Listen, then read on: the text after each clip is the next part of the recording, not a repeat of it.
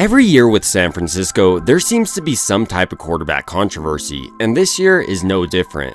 While Brock Purdy is clearly their franchise quarterback, the depth chart behind him is anyone's guess. They currently have Brandon Allen, Joshua Dobbs, and Tanner Mordecai battling it out.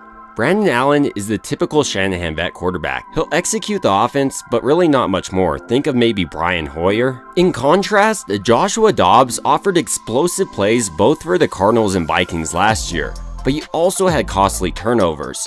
So perhaps the best option for San Francisco's quarterback 2 this year is Tanner Mordecai, the undrafted free agent rookie coming out of Wisconsin. Unlike Allen, Mordecai is an athletic freak. He ran his 40-yard dash in 4.46 seconds. And unlike Dobbs, he wasn't a turnover machine. Across his college career, for instance, he had the touchdown to interception ratio of 3.14, which is actually better than Purdy's ratio in college of 2.45. So in this video, I wanted to dive a little bit deeper into Tanner Mordecai and see if he has what it takes to be San Francisco's second quarterback. The first thing that really pops out both on the film and pro day from Mordecai is just how athletic he is. He ran his 40-yard dash, as I mentioned, in 4.46 seconds and his 10-yard split in 1.63. Where Mordecai differentiates himself from other athletic quarterbacks though is how he utilizes this athleticism. You're not just going to see him take off and run every time he gets a chance. Rather, Mordecai does an excellent job of extending the play within and outside the pocket.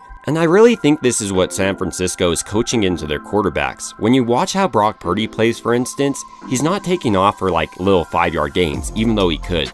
He extends the play, is keeping his eyes down the field, and then picks up like a 25-yard gain. But that's also not to say Mordecai can't run, because he had over 600 yards coming out of college and was ranked as the 11th best dual-threat quarterback in the nation coming out of Midway High School in Waco, Texas. The similarities between Purdy and Mordecai don't end in just how they attack defenses with their athleticism, but it also extends to how they both ended up with the 49ers. Perhaps the most influential person in San Francisco picking up Brock Purdy was Brian Griese. He really pounded the table for Purdy, who he thought was the perfect fit for San Francisco's offense given how much experience he had, how he approached the game, and how his teammates rallied behind him. In a similar way this offseason, Griese played a major role in San Francisco picking up Mordecai. Like Purdy, Mordecai played a ton of college football, 6 years in total, throwing for nearly 10,000 yards and an additional 600 on the ground. From 2018 to 2020, Tanner Mordecai played for the Oklahoma Sooners, competing with the likes of Kyler Murray, Jalen Hurts, and Spencer Rattler for the starting job.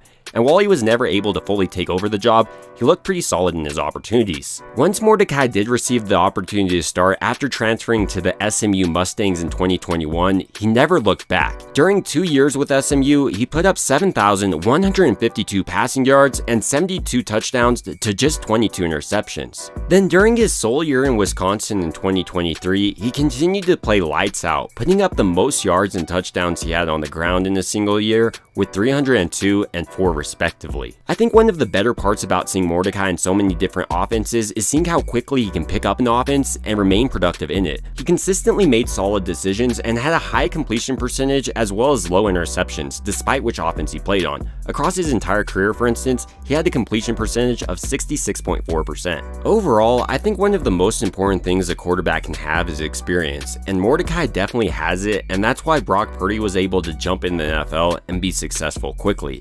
And that's also why Mordecai could be an effective NFL backup. But that's not the only reason. Mordecai also has some pretty nice arm talent. He has excellent zip and deep ball accuracy. And when you watch his spiral, it's extremely tight, which helps with accuracy and makes it more catchable for the wide receiver. Another part of Mordecai's game that will translate to the NFL is his ability to remain calm and collected in the pocket. He's not freaking out and trying to spin out of there, but rather he's looking down the field and isn't afraid to get hit. This might be the best play to demonstrate what Mordecai does nicely. Here he's pressured within the pocket, but he keeps his eyes down the field and is able to connect deep with his wide receiver in the end zone. All of this isn't to say Mordecai is the perfect prospect. He's short in the eyes of many scouts. Maybe he comes in at 6'2", and he also needs to do a better job of setting up his base while throwing on the move. There'll be plays in which you see him roll out of the pocket, his base is too narrow, and this causes inaccuracies and his arm strength to fall off a little bit. Ultimately, Mordecai is like any other rookie. He still needs to develop and continue to learn Shanahan's offense. but he's everything San Francisco wants out of quarterback. He's cheap, athletic, and has a similar playstyle to Brock Purdy. So for me, it wouldn't be a big surprise to see Tanner Mordecai pushing for that second quarterback job for San Francisco heading into this training camp and preseason. But ultimately, these are just my thoughts about San Francisco's backup quarterback competition. And I'd like to hear your thoughts down below. Who you think is going to take over? Will it be Tanner Mordecai, Brandon Allen, or Joshua Dobbs? It would also mean a ton if you liked and subscribed. And as always, I hope you guys have a great rest of your day.